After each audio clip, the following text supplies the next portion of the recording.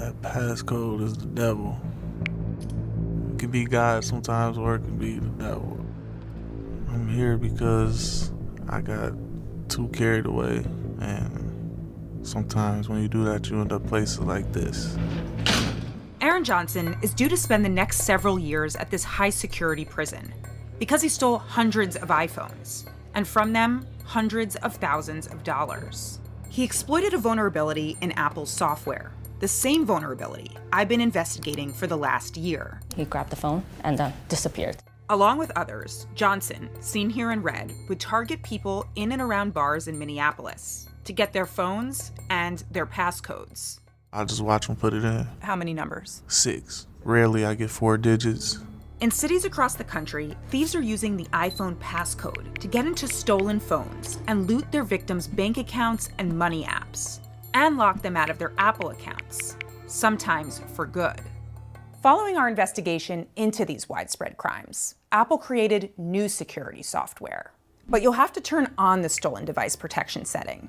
And even then, some loopholes remain. The biggest loophole? You. That's why I sat down with Johnson, to learn how he tricked victims and turned Apple's security vulnerability into a lucrative business. How did you get involved with stealing phones? So at first I just started pickpocketing phones. I didn't get the passcode or nothing. I just got the phone. I was homeless. I didn't have nothing. Started having kids and needed money, so I couldn't really find a job. Let's say it's Friday night. We meet at a bar. I have an iPhone 15 Pro Max. What happens? I say I have the drugs. They say they want the drugs. And I tell them, take my information down. But the whole time I don't have any drugs. So as soon as the phone's in my hand, I just ask them what's the code, or I watch them put it in before they give it to me. And then I kind of just talk about other things. Is there an age of person you're looking for when you're out? College, because they're more partying and they're already drunk and don't know what's going on for real. I interviewed a number of Johnson's victims, all men under 30. I was approached by 2 men who seemed very ecstatic. Some told me Johnson approached them offering drugs. I definitely had cocaine. They were like, "Do you want to buy some?" And I was like, "No." Others told me Johnson would say he was a rapper and wanted to add them on Snapchat. Just a Snapchat, like that just seems normal. When I open up the phone and I hand it to him to put in. I lock the phone and then I tell them that it's locked or something wrong with your phone. It's locked on me. And then that's when they, okay, no problem. 266 or 4 something, or they just do it for me. You ever videotape them? Yeah, videotaped a lot of numbers. Never did this, people say, hey, you took my phone? Yeah, but by that time it's already, I don't have it no more, so what you Who want has to do? it? Whoever I pass it to. This wasn't a one-man job. A police investigation alleged that Johnson worked with others. According to his arrest warrant, he used trickery and violence to get the phones. Johnson, who's now 26, pled guilty to racketeering and was sentenced to 94 months in prison. You've got the phone, you've got the passcode. What do you do next? It's kind of like a bank robbery. You gotta be quick.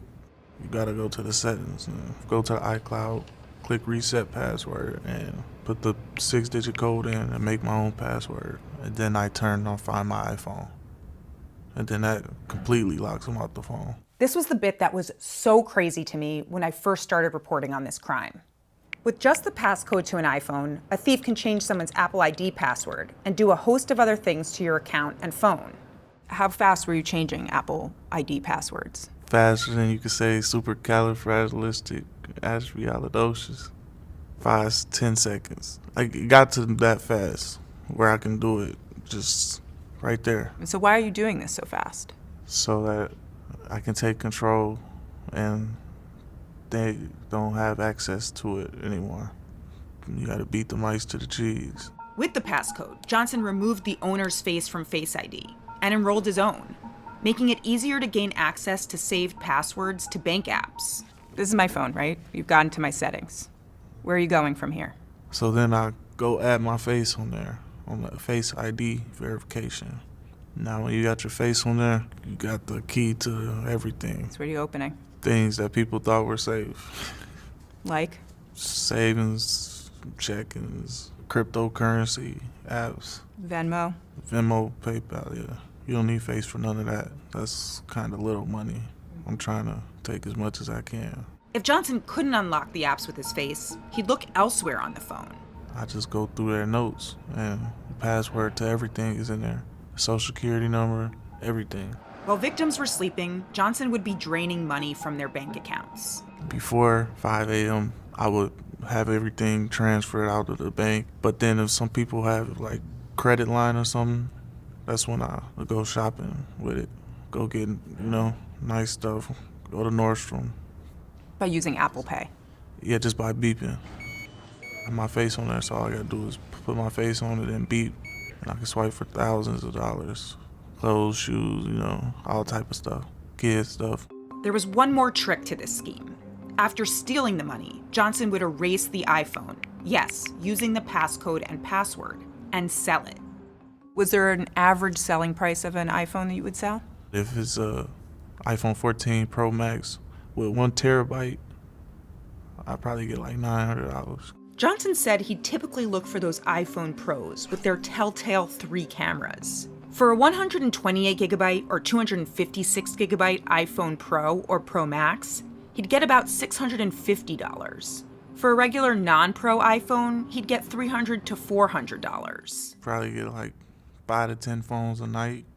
So 10, 20, 30 phones from Friday to Sunday. He said he could make up to $20,000 a weekend just from selling the phones. And while he did steal some Android phones, There's more value to the iPhone. but here's the kicker. Johnson was using stolen Apple products and their Apple Pay function to buy more Apple products.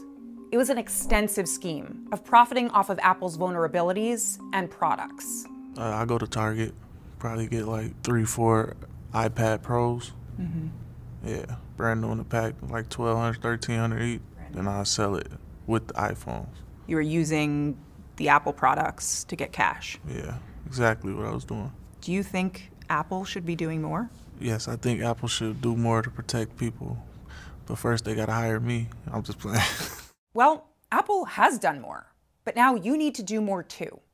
A week after I visited Johnson, Apple answered our months of reporting on these crimes with the stolen device protection setting. When it's available in iOS 17.3, it will be off by default. If you don't turn it on, all of Johnson's tricks will still work. If you do turn it on, it adds a line of defense to your phone when you're away from home or work. A thief would need your face or fingerprint scan to change an Apple ID password.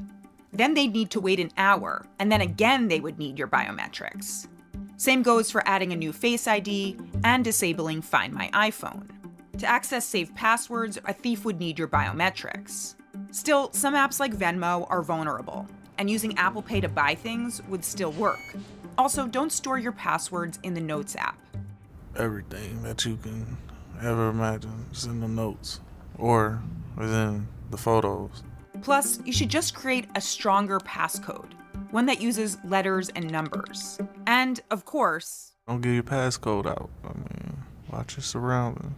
Stay on top of it. That's all.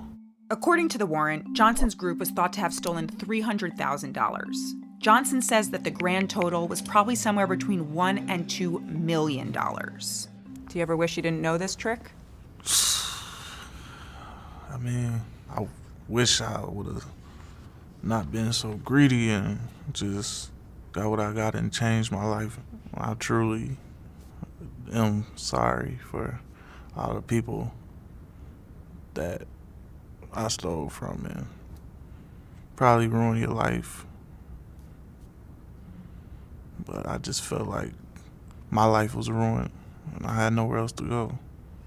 When you get out, you gonna forget about this trick? There's gonna be new tricks out. But I don't want no parts of it. I'm just gonna do better with myself, my life, for my kids.